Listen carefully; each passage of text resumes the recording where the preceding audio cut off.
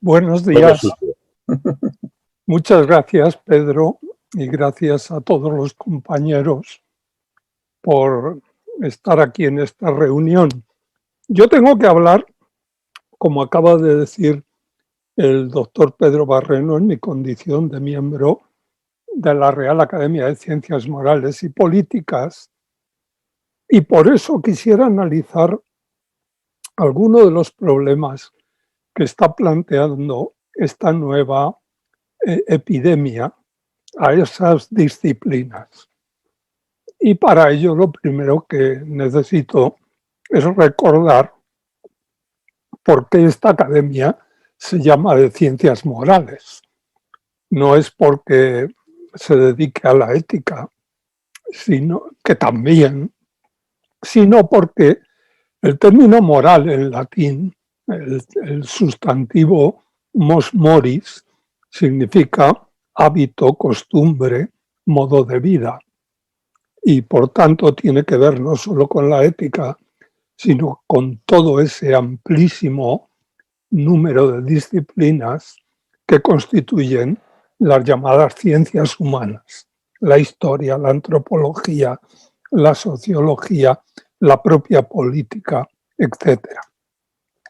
Y en ese sentido, lo primero que quiero decirles es que las epidemias en general, y esta pandemia en particular, no son ni han sido nunca en la historia fenómenos naturales, como suele pensarse, sino que son fenómenos morales.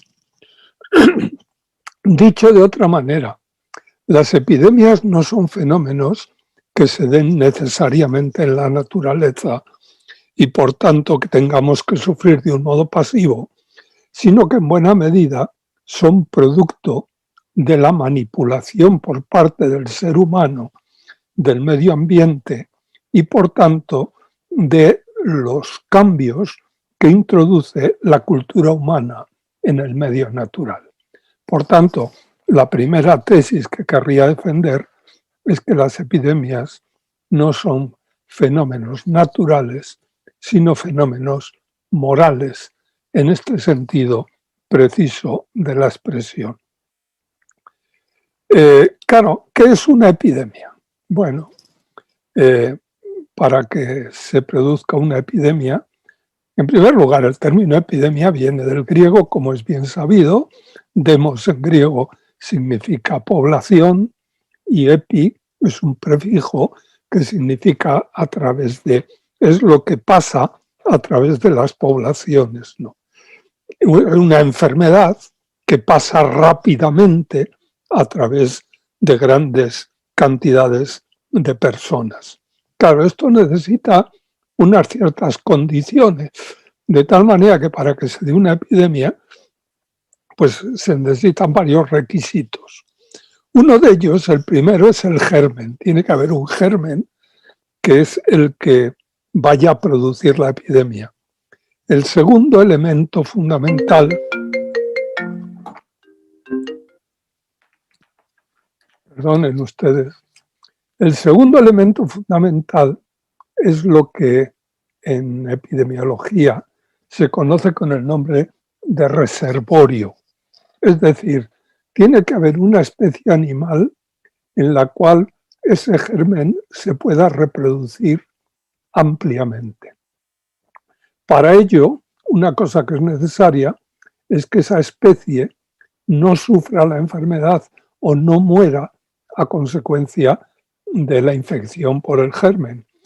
Esto lo que nos permite ya es aceptar la idea de que no todo germen es patógeno para toda especie, sino solo para ciertas especies. Y los reservorios mejores van a ser siempre aquellas especies que pueden permitir la reproducción del germen, pero que no sufren ningún tipo de alteración, enfermedad o menos muerte como consecuencia de la presencia del germen. Por tanto, se necesita primero germen, segundo reservorio. Y tercero, se necesita otro elemento que en epidemiología se llama un vector. El vector suele ser un microorganismo del tipo de la pulga o parecido, un mosquito, que pica al reservorio y lleva el germen hasta la especie sensible, en nuestro caso, la especie humana. De tal manera que para que se cierre el ciclo de una enfermedad infecciosa se necesitan 4 elementos: el germen, el reservorio, el vector y la especie sensible. El germen puede ser de 2 tipos. Hay gérmenes que se llaman saprofitos cuando están o colonizan un animal, una especie, que no es sensible a ese germen y por tanto que no le va a producir enfermedad. Todos los seres vivos estamos llenos de gérmenes saprofitos. Por tanto, pensar en una especie de esterilización global sería imposible. Los gérmenes saprofitos son absolutamente necesarios para la vida de las especies, lo cual quiere decir que los equilibrios de la vida son equilibrios muy complejos, pero que se producen. Es decir, unos organismos viven a costa de otros y esta es una especie de escala que se produce a todo lo largo de el mundo animal y la evolución animal. Hay unos gérmenes que son saprofitos porque no producen enfermedad en las especies que contaminan y que, sin embargo, sí son importantes para la vida de esa propia especie. Y luego, obviamente, hay otras especies, otros gérmenes que llamamos patógenos. Por tanto, un germen saprofito puede serlo para una especie y resultar patógeno para otra. Claro, cuando los gérmenes son saprofitos en una especie, están en una cosa que vamos a llamar equilibrio ecológico con esa especie.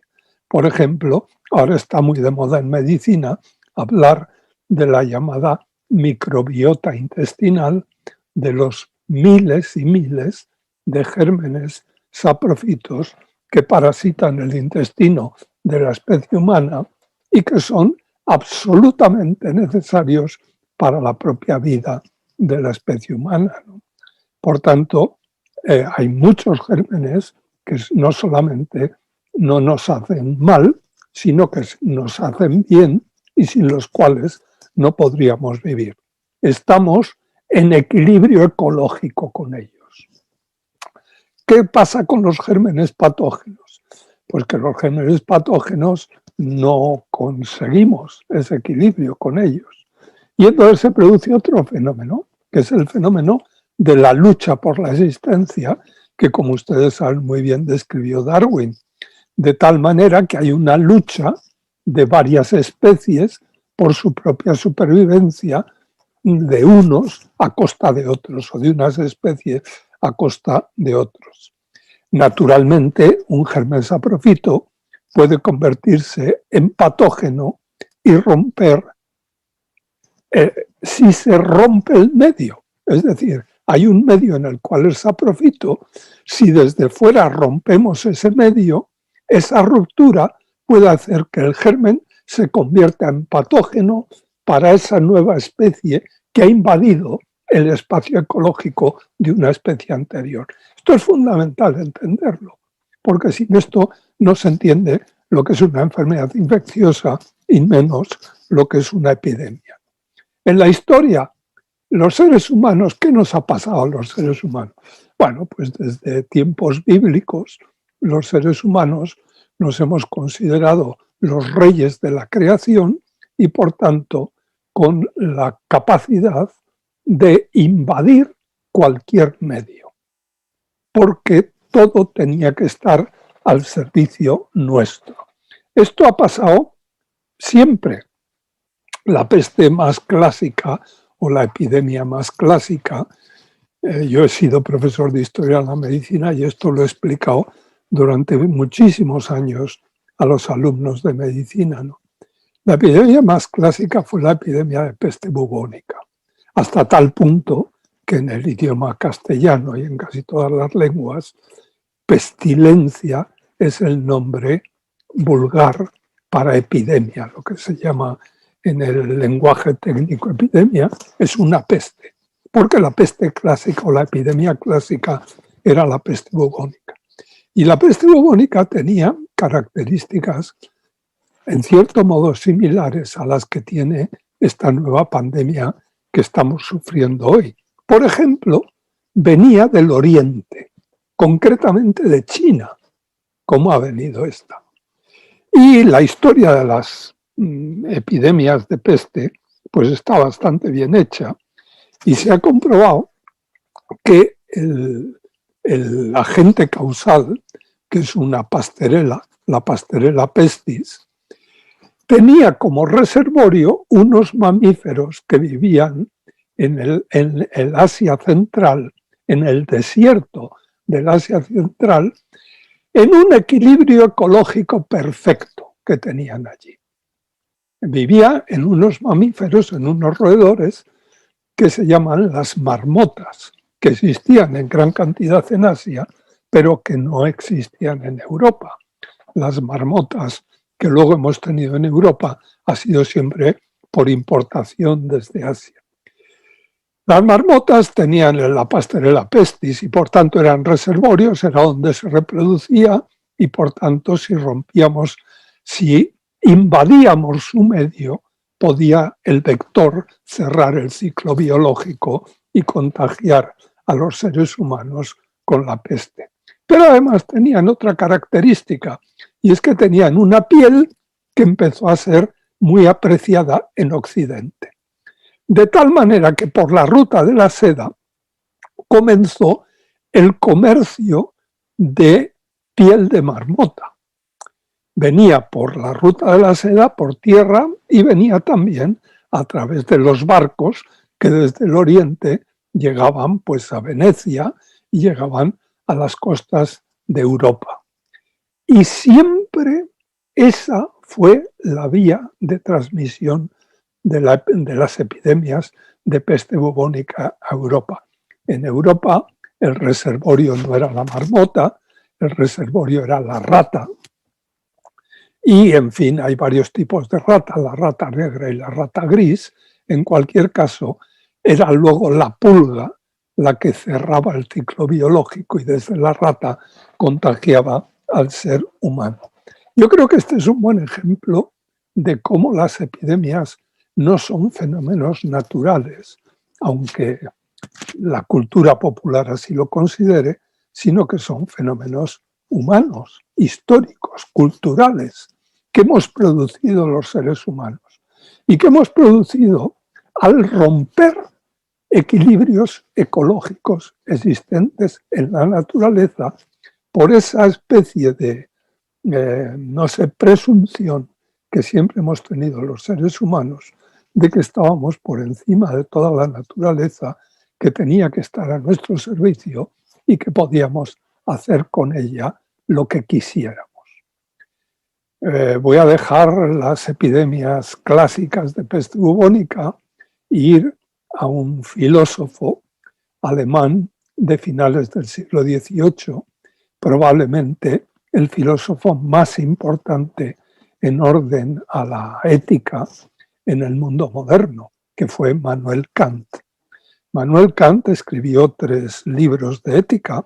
El primero se titula Fundamentación de la metafísica de las costumbres. Y en ese libro, que es el más conocido porque es también el más fácil de leer de los 3 que escribió, en la fundamentación de la metafísica de las costumbres, Kant divide la naturaleza en 2 órdenes completamente distintos. Están, por una parte, los seres naturales, por ejemplo, los animales, las plantas, los minerales, etc. Y por otra parte está la clase de los seres humanos. Los seres humanos tienen inteligencia y con la inteligencia tienen una experiencia peculiar que no tienen los seres de la naturaleza, que es lo que Kant analiza con el nombre de experiencia del deber, el Pflicht alemán. El deber es específico de la especie o de los seres que tienen un uso de la inteligencia peculiar. A veces se habla de inteligencia animal, bueno, se puede hablar, pero hay que decir entonces que la inteligencia humana es una inteligencia peculiar. Bueno, pues esa inteligencia peculiar es la que tiene, desde que llega a una cierta madurez del sistema nervioso, a un tipo de experiencia, que es la experiencia del deber, que es universal en todo ser humano que tiene un cierto desarrollo del sistema nervioso central. Y eso hace que formemos parte de una clase completamente distinta a la clase de los seres naturales, dice Kant.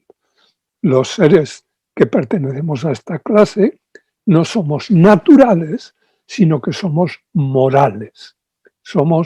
Es la clase de los seres humanos en tanto que seres morales, a diferencia de la clase de todos los demás seres que conocemos, que son seres naturales.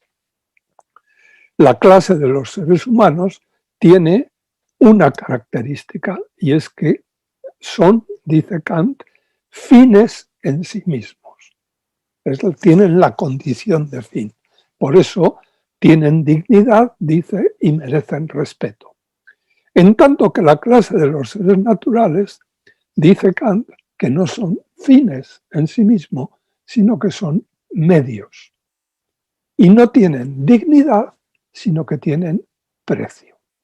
Claro, fíjense ustedes esta división pedagógica tan clara, las consecuencias que ha tenido, sobre todo en los 2 últimos siglos.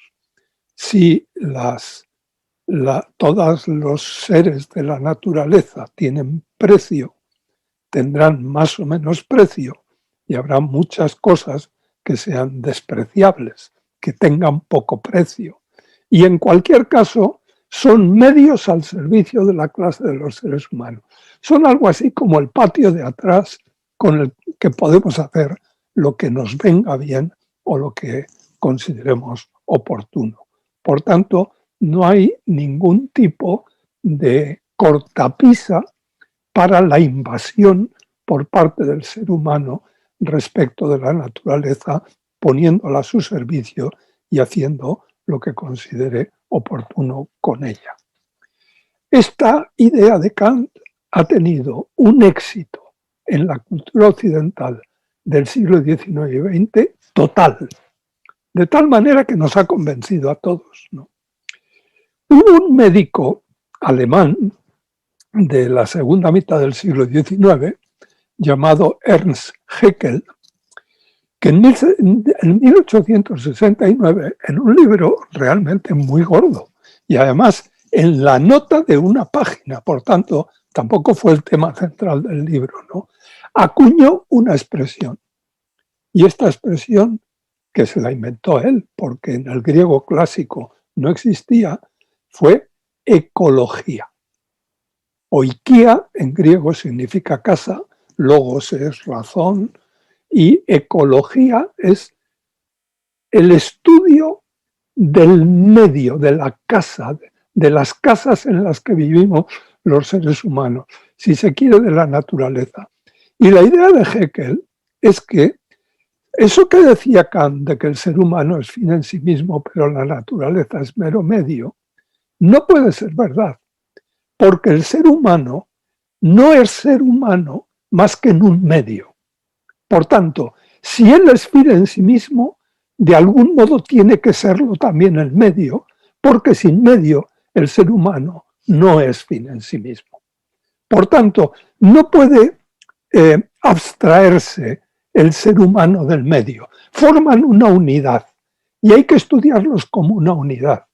Y por tanto, si el ser humano tiene dignidad y es fin en sí mismo, de algún modo la naturaleza, de algún modo, tiene que tener dignidad y tiene que ser fin en sí mismo. Bueno, Hoy ya no estamos en 1869, ha pasado siglo y medio y todos nos hemos vuelto un poco ecológicos o un mucho ecológicos y por tanto esto que estoy tratando de explicar creo que se entiende de modo bastante fácil y sencillo, ¿no? El medio ambiente no tiene la categoría de mero medio, sino que tiene a su modo dignidad y merece respeto.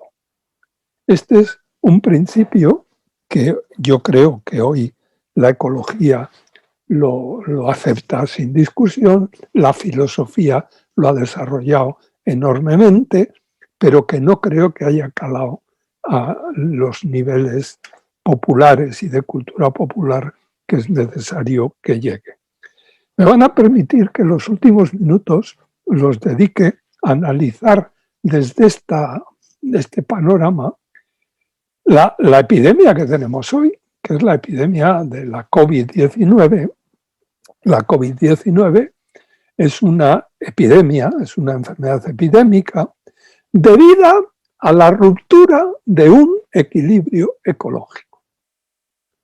En fin, no sabemos muy bien cómo se produjo, pero según parece, pues hubo otros roedores, otros mamíferos en el centro de China, como había pasado en la peste bubónica, en este caso los pangolines, que también eran muy apreciados, no sé muy bien por qué, por los seres humanos, de tal manera que comenzó el comercio de esta especie, que era el reservorio del agente que produce esta enfermedad.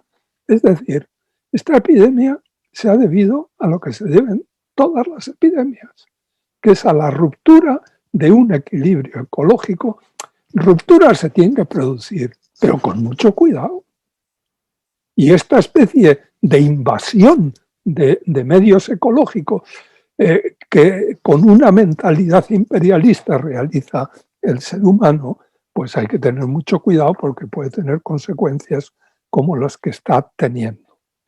¿Por qué digo esto? Bueno, pues porque, en fin, esa consigna que parece que políticamente es la correcta, ¿no? Volver a la nueva normalidad.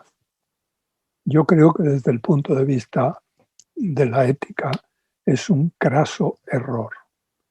No podemos volver a la antigua normalidad, que es eso que llaman la nueva normalidad, y olvidar esto que ha pasado en esta pandemia como si fuera un mal sueño. Porque si no aprendemos de este aviso, vendrán otros avisos y probablemente más graves. Si el ser humano no aprende de esta pandemia, que tiene que cambiar de cultura y que hay cosas que no puede hacer, no creo que el resultado, si volvemos a las andadas, el resultado no habremos aprendido nada y lo que vendrá después será más grave.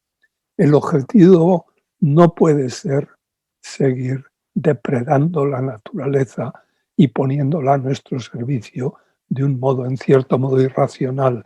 No puede ser el desarrollo insostenible, sino que hay que buscar un desarrollo distinto, que es el desarrollo sostenible. Saben ustedes, y voy a acabar, que el año 1987 la ONU publicó un informe que se titula Our Common Future. Es generalmente conocido con el nombre de informe Brundtland, porque fue la presidenta creo que de Noruega, Gro Brundtland, la que presidió la comisión. ¿Qué era esto? La Comisión del Medio Ambiente y del Desarrollo, intentando otear el horizonte de lo que podía pasar o de lo que nos está pasando ahora, ¿no? Y en ese informe es en el que aparece por primera vez la expresión desarrollo sostenible. Han pasado 50 años desde aquello, ¿no? El desarrollo sostenible se utiliza y se intenta poner en práctica en ciertas granjas ecológicas, en minisistemas. Nunca ha conseguido pasar a la agenda política de los estados. Es decir, ha pasado a la microeconomía, pero desde luego no a la macroeconomía. Con lo cual sigue siendo un problema. Nosotros seguimos en un desarrollo insostenible en los que términos tan bonitos como desarrollo sostenible o economía circular siguen siendo más teóricos que prácticos, ¿no? Y esta pandemia yo creo que es un aviso de que ha llegado la hora de ponerlos en práctica, porque no podemos volver a las andadas. Si volvemos a las andadas, volverán nuevos avisos, sin duda, más graves. Es necesaria una nueva cultura y es necesaria una nueva ética, ¿no? Y yo quiero acabar con un eslogan que acuñé hace años, que he citado bastantes veces y que me parece que puede ser un comienzo en este proceso de reeducación de la sociedad. El desarrollo sostenible obliga y necesita a que seamos mucho más frugales en el consumo. El consumo en el que estamos pues inmersos todos es un consumo claramente insostenible. Y entonces la consigna podría ser: consume menos, vive frugalmente. Yo tenía un amigo al que asesinaron en El Salvador que decía: vive pobremente. Yo no me atrevo a tanto y digo: vive frugalmente. Vive frugalmente, piensa y actúa globalmente. Muchas gracias. Muchas gracias, profesor Diego Gracia. Interesantísima charla y se me ocurren muchísimas preguntas, pero como antes ya ha intervenido, me agradaría que alguno de los presentes, si tuviera que hacer alguna sugerencia. Profesor Francisco Herrera.